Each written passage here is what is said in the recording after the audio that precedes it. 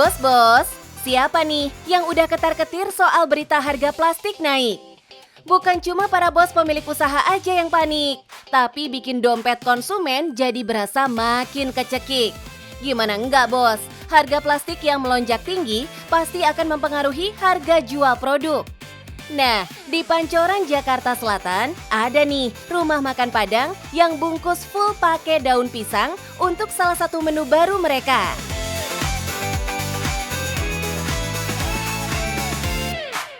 Bos, aku Leoni, asisten manajer dari Minang Raya. Sekarang Minang Raya punya menu baru loh, yaitu nasi tungkuy yang bungkusnya menggunakan full pakai daun pisang.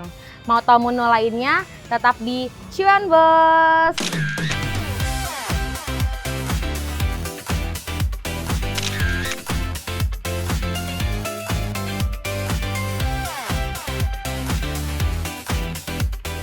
Kak Leoni adalah anak dari pemilik Minang Raya Pancoran ini nih bos.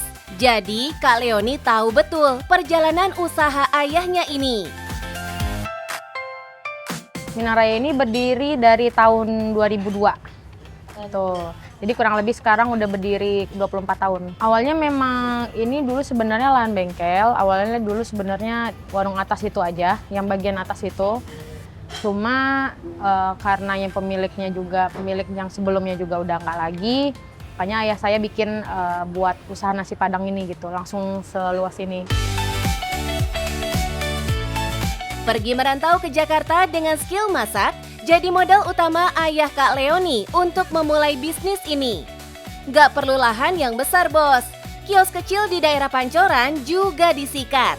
Terbukti, makin luas tempatnya, bikin banyak pelanggan pada rame-rame berdatangan. Leoni gak mau ngandelin nasi rames ala masakan Sumatera Barat aja bos. Satu hal yang bikin orang-orang betah kesini karena ada banyak pilihan menunya. Ya, di sini lengkap menunya. Selain nasi Padang tuh kita juga ada bubur kampiun, kolak durian, sate Padang, soto Padang, tupat sayur. Terus menu terbaru kita juga baru ada keluar tahun ini tuh nasi tungkuy namanya. Jadi nasinya tuh dibungkus pakai daun pisang. Kenalin nih bos, ini namanya nasi tungkuy. Simple aja sih bos. Tungkuy berasal dari bahasa Minang yang artinya dibungkus daun pisang. Dulunya nih bos, nasi tungkuy ini jadi bekal untuk para nelayan atau petani saat mereka bekerja. Tapi sekarang di Bukit Tinggi sih udah banyak yang jual nasi tungkuy ini. Karena ownernya juga kebetulan ayah saya dari Sumatera Barat, khususnya dari Kabupaten Agam atau Bukit Tinggi. Jadi beliau ini pengen banget tuh karena waktu itu kangen sama makanan di kampung, terus juga rasanya otentik juga. Kan biasanya nasi Padang lain dibungkus pakai kertas gitu ya. Ini pengen ngangkat makanan tradisional gitu, nasi tungkuy ini ke rumah makan Padang. Karena untuk sejauh ini untuk di Jakarta khususnya di ranah rumah makan ya, kita belum nemuin yang jual nasi tungkuy gitu. Jadi di sinilah ownernya buat ngeliat peluang buat jadi cuan gitu. Bos, tapi nggak sembarangan daun pisang yang bisa dipakai nih bos. Harus daun pisang yang lebar, dan nggak boleh ada yang rusak, apalagi kering tuh. Tapi tenang aja bos, daun pisang yang nggak masuk standar buat bungkus nasi tungkuy tetap bisa dipakai buat jadi alas nasi rames di sini kok bos. Bos, sekarang kita lagi proses pembuatan nasi tungkuy. Nasi tungkuy yang menggunakan daun pisang. Nah itu lauknya ada jengkol, terus juga kita menggunakan ikan sepat ya. Terus juga ada terongnya. Nah, nggak lupa kita ada sambal. Nggak lupa kita juga ada telur bulat. Untuk nasi tungkuy ini, itu harganya kita start from 20.000. Jadi ini bisa dimakan 1 sampai 2 orang. Kalau nambah lauk, harganya disesuaikan aja ya bos. Tapi, in this economy, harga 20.000 seporsi sih besti banget buat anak kos.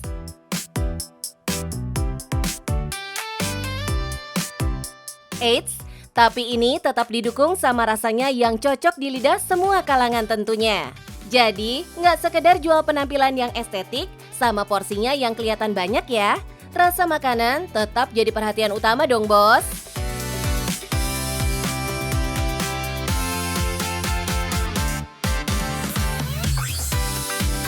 menarik perhatian karena kan kita juga mendisplaynya di kasir, jadi menarik perhatian para customer juga, apalagi pelanggan dari Minang Raya juga. Dan alhamdulillah responnya positif, ada yang sampai pesan buat Jumatan atau buat acara gitu. Bahkan bisa sampai 50 per hari. Itu baru pesanan khusus aja. Untuk pelanggan yang beli offline atau online juga nggak kalah banyaknya. Kalau di total-total nih, sehari bisa habis 100 porsi tuh bos. Padahal jualan nasi tungkuihnya baru sekitar 3 bulan aja. Itu artinya pendapatan dari nasi tungkuih aja nih, sehari bisa buat beli satu Smart TV 32 inci tuh bos. Mantap! Yang utama kita paling nge-up di sosmednya ya, sosmed, terus juga alhamdulillahnya pelanggan kita di sini pelanggan setia rata-rata gitu karena dekat perkantoran juga, jadi langsung gitu tertuju matanya pada nasi tungkuih kan. Terus juga pelayanan kita tetap dijaga sama kualitas dari makanannya itu tetap dijaga. Oke, boleh. Langsung taruh aja ya. Mendisplay produk di meja kasir juga jadi salah satu strategi marketingnya nih. Ini bisa disebut sebagai point of purchase. Jadi tuh pelanggan beli produk secara spontan atau sebenarnya tuh nggak direncanakan sebelumnya bos. Udah di repost ya, Nggak lupa, restoran ini juga nggak mau ketinggalan zaman nih. Era digital kayak gini, mereka akhirnya ikut bikin akun media sosial dan termasuk aktif live sampai rekrut sosmed spesialis demi bisa up menu-menu di sini. Kalau kakak, golek kalau kakak ya, lu jumpa banget sih kalau ada khusus nasi tungkuih jadi tergantung dari si timnya. Jadi bagian Minang Raya tuh kita ikutin bagian sosmednya aja gitu. Mana baiknya nanti dia nge-shoot bagian mananya. Jadi nasi tungkuihnya ada dan menu-menu lainnya ada di sosmed kita juga. Bos-bos, yang lagi cari alternatif pengganti plastik untuk bungkus makanan, daun pisang ini mungkin bisa jadi solusinya nih bos. Lagian ya bos, makanan juga bisa lebih harum loh setelah dibungkus dengan daun pisang. Bos-bos, untuk kalian yang baru memulai usaha di bidang kuliner, jangan takut untuk mengaplikasikan daun pisang di era sekarang. Apalagi sekarang plastik harganya lagi naik. Nah, untuk kalian yang ingin usaha nasi Padang, ini cocok banget nih. Daun pisang salah satu contohnya untuk mengganti plastik yang bisa membungkus nasi. Jadi yang penting tetap cuan bos!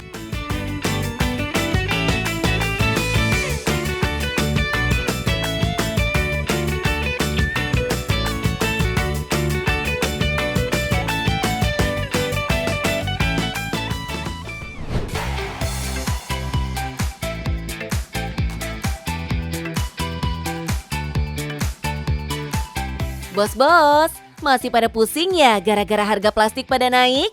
Tenang bos, buat bungkus-bungkus nggak cuma plastik aja kok yang bisa dipakai. Ada satu bahan dari alam yang bahkan sudah dipakai sejak dulu buat gantiin peran plastik sebagai pembungkus nih. Di Malang, Jawa Timur, ada satu nama yang lagi jalanin bisnis suplai daun pisang. Halo bos, saya Denny, ownernya Godong Balap. Saya suppliernya daun pisang wilayah Jatim aja. Saya udah masuk pasar, pengrajin, resto-resto, angkringan, dan lain-lain. Penasaran? Tetap di cuan bos.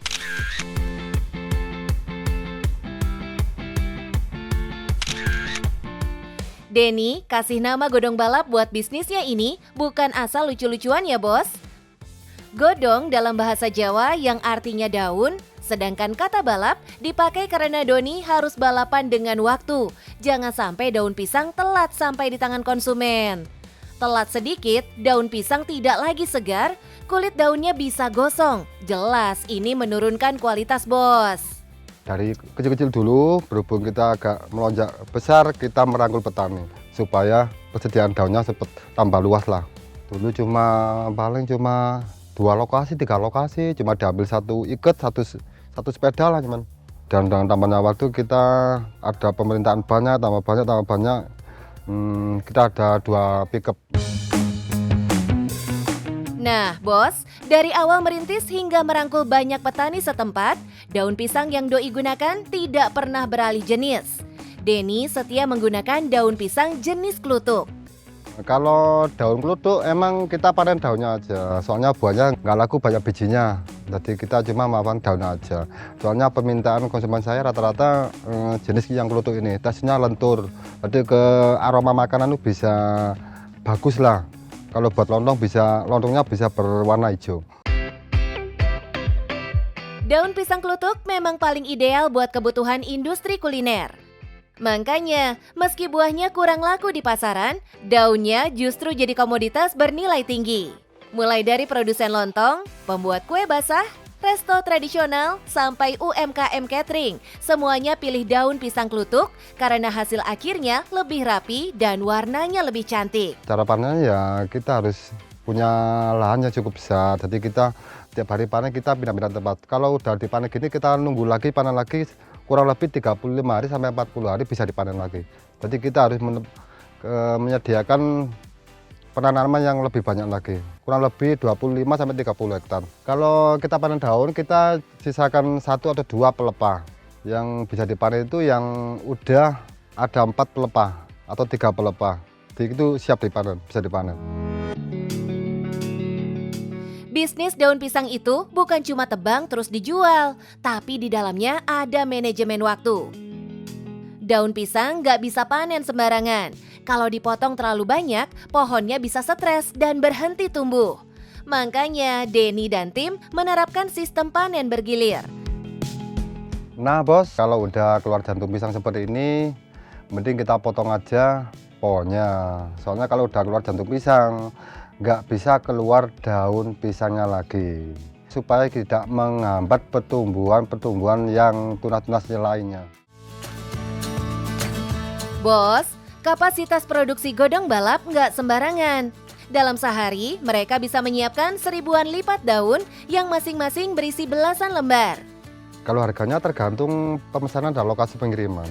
Kalau agak dekat mungkin harganya agak murah lah. Mungkin 175, kalau agak jauh nambah ongkir lagi seperti itu. Ke pasar ya tergantung lokasi pengiriman. 175 sampai 250 satu ikatnya isi 25 lipat. Kalau saya paling dapat 30 juta lah. Kita ambil petani berapa seperti itu, berapa lebihnya berapa, satu lebih berapa, saya beli berarti 5.000, saya jual berapa, 7.000, seperti saya dapat 2.000. Nah bos, harga daun pisang biasanya ditentukan oleh jarak, volume pesanan, dan kualitas ukuran daun. Karena itu, konsumen lebih pilih beli borongan, supaya hemat waktu dan memastikan produksi tetap jalan. Dari sisi profit, margin Denny terlihat kecil di angka Rp2.000 per lipat. Tapi saat skala bisnisnya besar, 1000-an lipat per hari, berarti sekitar 30 jutaan rupiah per bulan masuk ke rekening doi bos. Bisnis daun pisang ini bukti bahwa komoditas lokal bisa jadi ladang cuan yang besar, asal dikelola dengan skala, kecepatan, dan kualitas yang konsisten, bos. Nah, bos, saya punya tip buat bos-bos yang ada di mana-mana. Kalau pengen usaha daun pisang, gak usah malu, gak usah gengsi. Jadi kita harus memanfaatkan alam sekitar kita. Yang penting cuan, bos.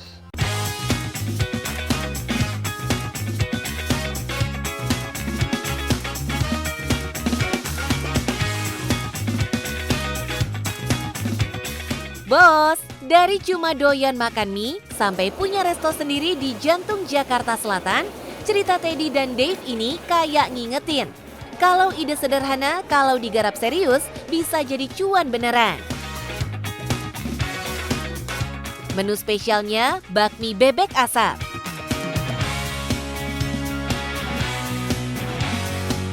Konsep dine-in di tempat ini dibuat santai, senyaman mungkin, dan yang penting ramah di kantong. Targetnya jelas, anak selatan yang doyan nongkrong bisa betah lama-lama tanpa takut dompet menipis. Halo bos, saya Teddy. Saya Dev, kita dari Bakmi, pelopor mie bebek asap pertama di Indonesia. Penasaran? Tetap di Cuan Bos.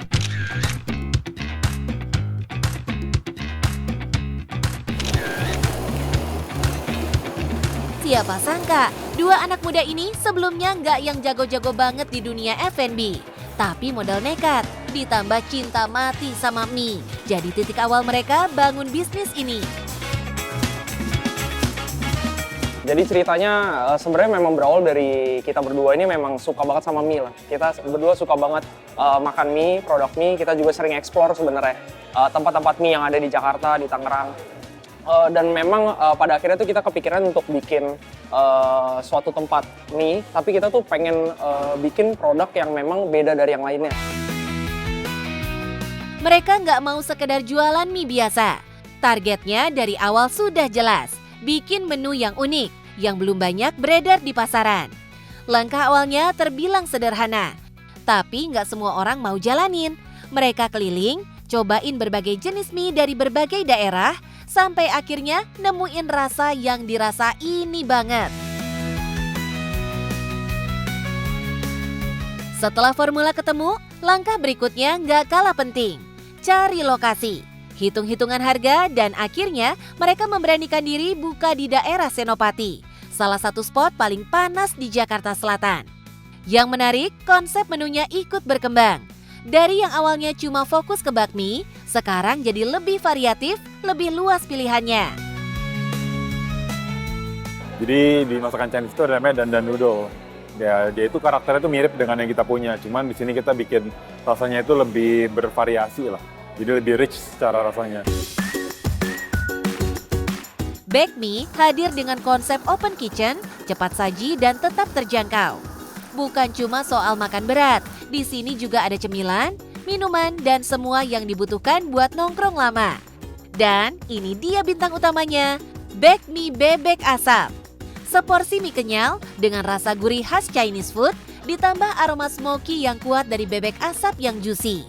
Semuanya nyatu jadi satu harmoni rasa yang ngena di lidah. Dagingnya lembut dan juicy di setiap gigitan. Menu lainnya juga nggak kalah menarik.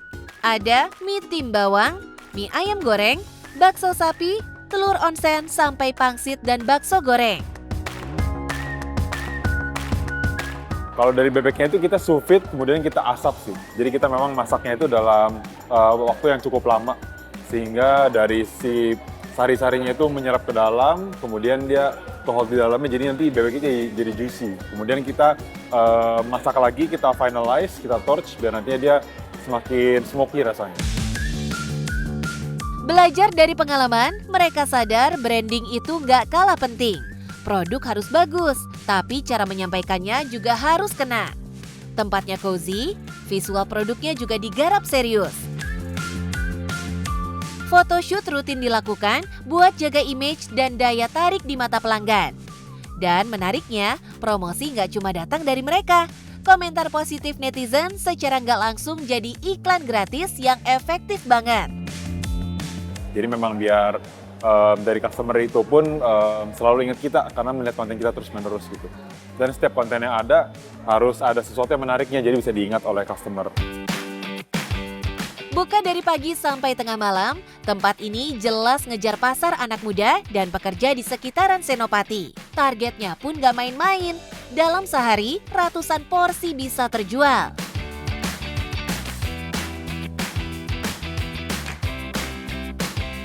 Tertinggi kemarin itu kita dalam satu hari itu bisa habis sekitar 350 sampai 400 mangkok dalam satu hari.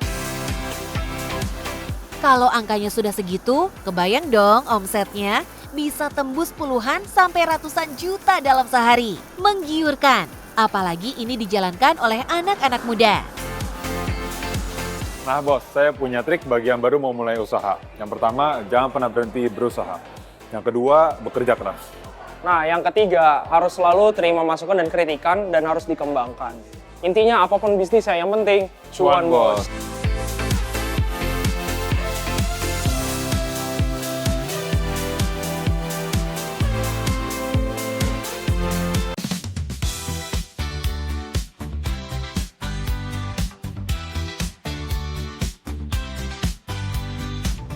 Mochi dengan keju leleh di dalamnya. Sekte permochian apa lagi ini? Tekstur mochinya lembut tapi kenyal, memberikan sensasi unik dalam setiap gigitan. Lelehan cheesecake yang creamy-nya menciptakan perpaduan rasa yang unik di lidah. Ditambah lagi ada aneka topping beragam rasa. Ini jelas menjadi daya tarik dan membuat siapapun penasaran mencobanya.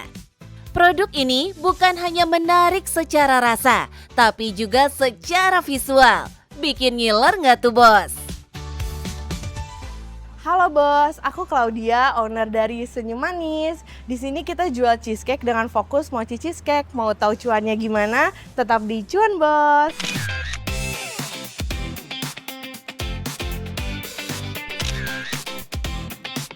Sebelum terjun ke bisnis kuliner, awalnya Claudia menekuni dunia konten kreator di bidang fashion bos. Kegiatan tersebut membuatnya terbiasa melihat tren dan selera pasar. Sebenarnya sih kalau dari saya awalnya itu saya jadi konten kreator di bagian fashion.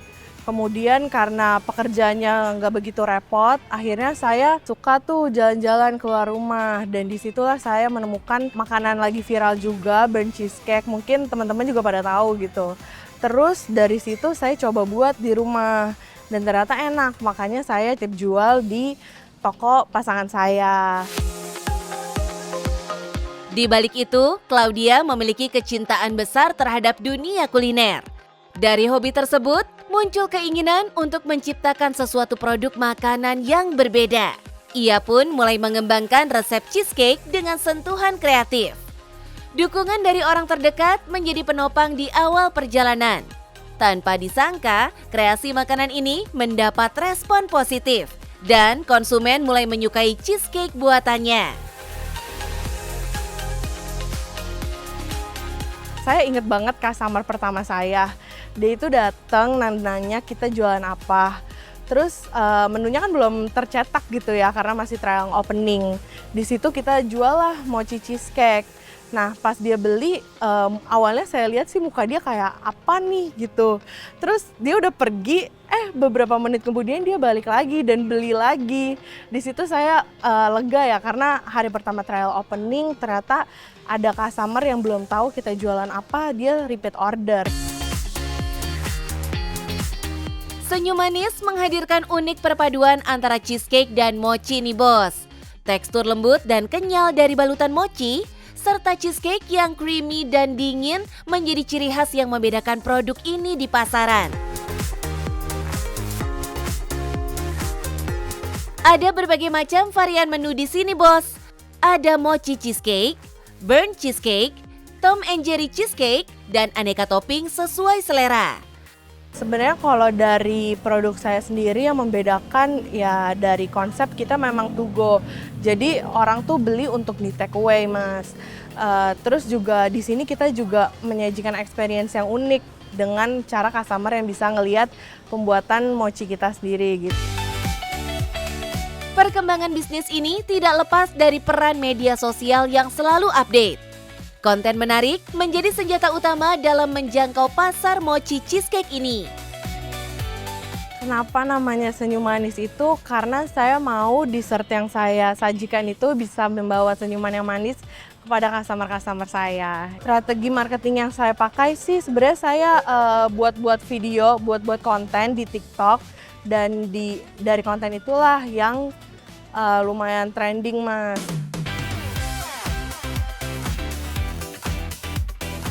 Selain itu, Claudia juga mengikuti beberapa event bazar yang ada di mall. Kerja keras dan konsistensi bisnis Claudia mulai membuahkan hasil bos. Jumlah penjualan meningkat secara signifikan setiap hari. Kalau kita sih penjualannya sehari tuh bisa 300 cup. Untuk weekend bisa 600 sampai 700 cup. Nah, untuk omsetnya boleh dihitung sendiri tuh, Bos. Pencapaian tersebut menjadi bukti nyata dari ide sederhana. Bisnis ini menunjukkan potensi besar dari kreativitas. Siapa sangka, hobi jajan bisa jadi sumber cuan, bos. Dari coba-coba, kini mochi cheesecake menjadi produk yang disukai banyak orang. Nah, Bos, untuk yang mau mulai usaha, saya punya tips nih. Yang pertama, kita harus konsisten, yang kedua kita harus kreatif, dan kita juga harus perbanyak eksplor. Dan yang penting harus cuan, Bos.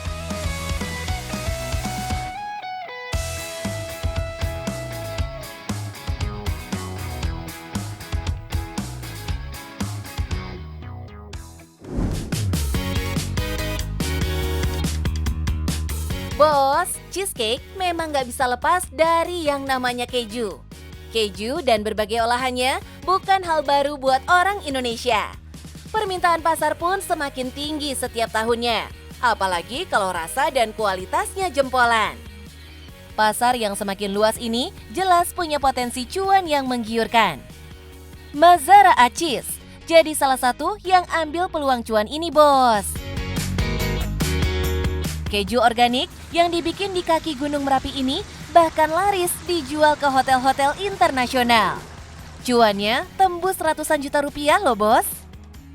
Halo Bos, saya Jamie dari Mazara Artisan Cheese. Kita sedang ada di Jogja, di rumah produksi kami. Kami memproduksi keju di kaki Gunung Merapi sejak tahun 2015. Mau tahu lebih lanjut tentang apa yang kami lakukan di sini?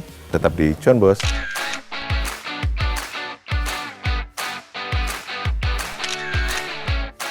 Usaha ini ternyata lahir bukan dari sekedar ide buat raup cuan, tapi dari kebutuhan yang sangat personal loh, Bos. Berawal dari hobi membuat keju sejak 2005, semua berubah ketika anak pertama Jamie lahir dengan kondisi kesehatan khusus. 2011 anak lahir, kebetulan ada kondisi khusus. Anak pertama lahir ada kondisi khusus bocor jantung. Lalu dokter menyarankan untuk pada saat empasi nanti mulai menggunakan makanan yang probiotik. Jamie membuat kejunya secara alami tanpa bahan sintetis, sehingga kaya akan probiotik yang baik untuk pencernaan dan daya tahan tubuh. 2015 saya lagi bikin keju, lalu produk kita dibawa oleh salah satu teman ke hostnya Pasar Organik Kamisan di Jogja. Ada pop-up market Pasar Organik, namanya Pasar Organik Kamisan, yang dari situlah kami start komersial 2015 akhir. Dari pasar organik kecil, keju buatan Jamie menarik perhatian banyak keluarga dengan kondisi kesehatan khusus, mulai dari cancer survivor, autoimun, hingga Down syndrome yang sama-sama kesulitan menemukan pilihan keju sehat di Indonesia. Uniknya di kami mungkin itu tadi, kami buat untuk keluarga, dan sampai hari ini pun kami menganggap customer kami yang kami nggak tahu namanya siapa, mereka adalah keluarga, karena mereka punya kondisi yang sama dengan kami. Jamie memilih jalan lain, setia menggunakan teknik tradisional. Karena itu, setiap detail dalam prosesnya benar-benar diperhatikan, termasuk soal standar kebersihan yang mungkin terdengar tidak biasa bagi sebagian orang. Kebetulan saya sendiri sertifikasi Cheese Master saya setelah saya mulai komersial, yang distandarisasi di New Zealand dan di Prancis, apalagi khusus produk susu, itu tidak boleh pakai hand glove. Apalagi yang latex pakai powder. Memang itu aman untuk tangan, tapi nggak aman untuk makanan, Mbak. Yang kedua, susu menggunakan suhu tinggi. Pada saat suhu tinggi terkena hand glove itu, plastik di hand glove tersebut akan ngelepas chemical yang ada di proses pembuatan hand glove. Chemicalnya plastik itu kelepas. Standar ini bukan sekedar soal higienitas saja, Bos, tapi juga mencerminkan disiplin seorang cheese master yang menekankan keamanan pangan di atas kenyamanan pribadi. Prinsip ketat inilah yang membuat keju Mazaraat punya kualitas setara standar internasional.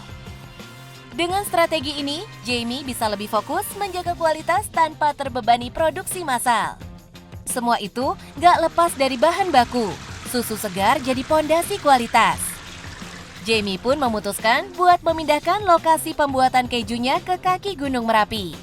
Jogja cuma punya satu sumber untuk sapi perah dan kambing perah, yaitu daerah utara, daerah kaki Gunung Merapi. Alhamdulillah kami bisa nabung dapat tanah murah di Cangkringan dengan satu tujuan itu, mendekati sumber bahan baku.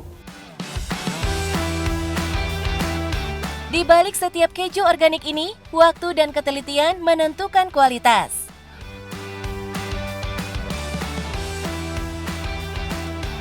Bos, strategi Jamie bukan sekedar menjual keju, tapi membangun brand. Doi memetakan konsumen inti, memanfaatkan tren sosial media, dan menciptakan produk custom untuk restoran dan hotel premium. Kalau untuk retail, keju Mazaraat bisa dinikmati mulai dari yang paling ramah di kantong.